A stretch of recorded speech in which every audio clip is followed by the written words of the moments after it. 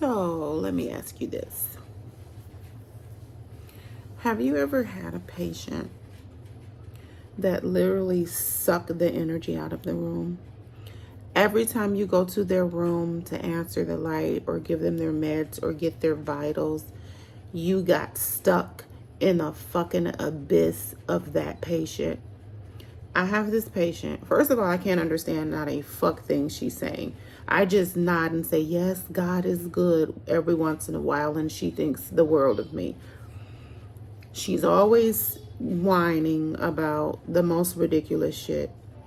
And sometimes I just want to tell her, honey, can you please call your family members with all of this?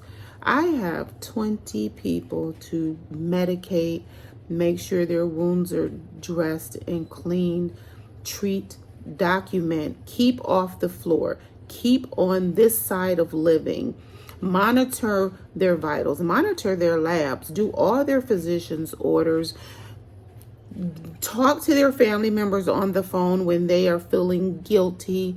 And you want me to sit in here and listen to your stories about all the homes in Jamaica that you own, and you've been in this country for 40 years, and I can't fucking understand one word that you're speaking to me.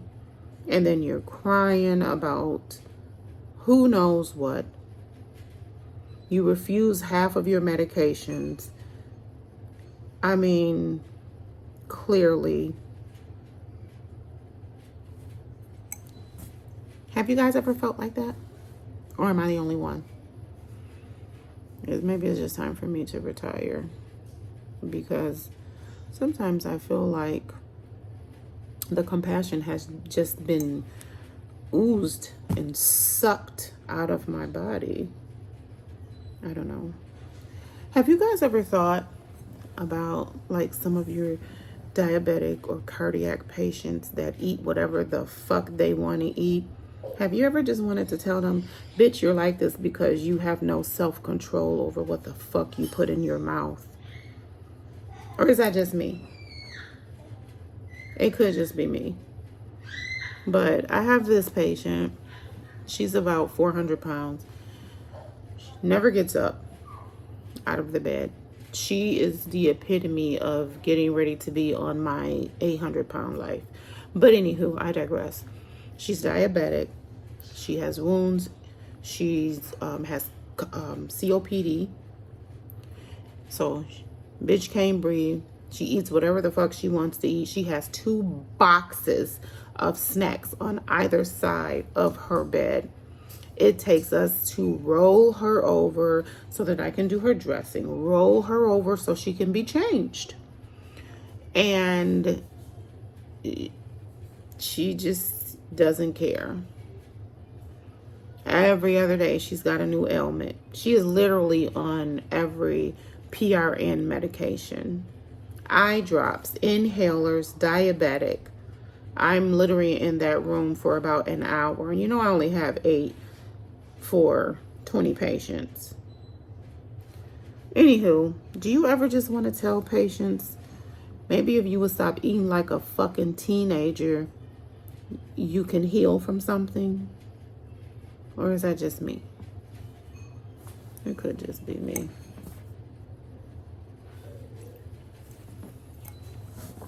Let's talk family members. I had a family member call me today. And the only reason that I was at the desk to answer the phone was because somebody pulled the fire alarm. Well, they didn't pull it. I guess maintenance was testing the alarm and no one told the staff. So we all thought it was real. And we went through the process. Not to discredit the fact that corporate was in the building. So I didn't know if it was a trick. I said, everybody do what you're supposed to do.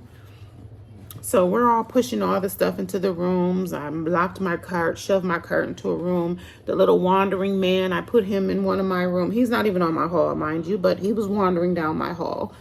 I put him in the room with 2 other men, and I went to the desk with the fire extinguisher, waiting for someone to tell me where this fire was located in the nursing home. Anywho, Phone rings at the nurse's station. I answer I answer the phone, and the patient's daughter, fucking nuts.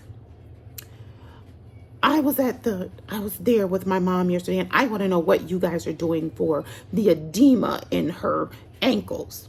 I said, well, ma'am, I was not aware that there was edema in your mother's ankles. The last time I spoke with you 2 days ago, you were complaining about her eyes, and I grabbed the doctor and had the doctor come and see your mother, and he added another eye drop, for which that now takes it up to 5. And the eye drop he added was normal saline. So, anywho, she said, yes, that was 2 days ago, but last night her ankles were swollen, and I want to know what you guys are doing about it. I said, well, ma'am, seeing as how you've brought this to my attention, if I see her ankles swelling, I will indeed elevate her ankles. I will have her lay down, get her feet from being in a dependent position, and elevate them. That is the first course of action that will be taken for your mom's edema in her ankles. So then she says, well, I don't want her in bed all day. I never said it would be all day. She said, well, if I hadn't seen it, how would you guys have known? I said, well, it takes teamwork for us to keep an eye on these patients. Seeing as how I have 20 patients and my CNAs have 10 patients apiece, the fact that you are part of the team and you brought this to my attention, I thank God that you had your eyes on your mother's ankles in my absence. I thank you.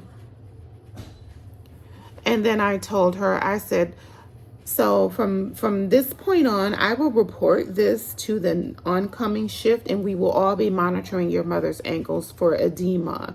And again, thank you for seeing that. Well, what if I hadn't seen it? I said, but you did see it. Isn't God good?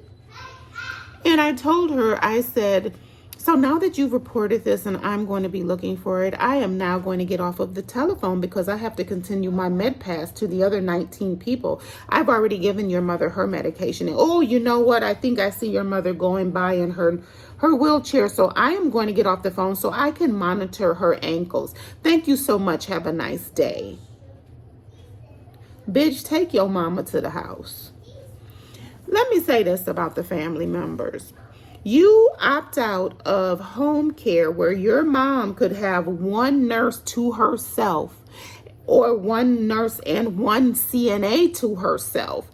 So that nurse and CNA can answer your mother's every fucking whim. But instead, you opt out and your mom is part of a group where she shares her nurse with 19 or 29 other people.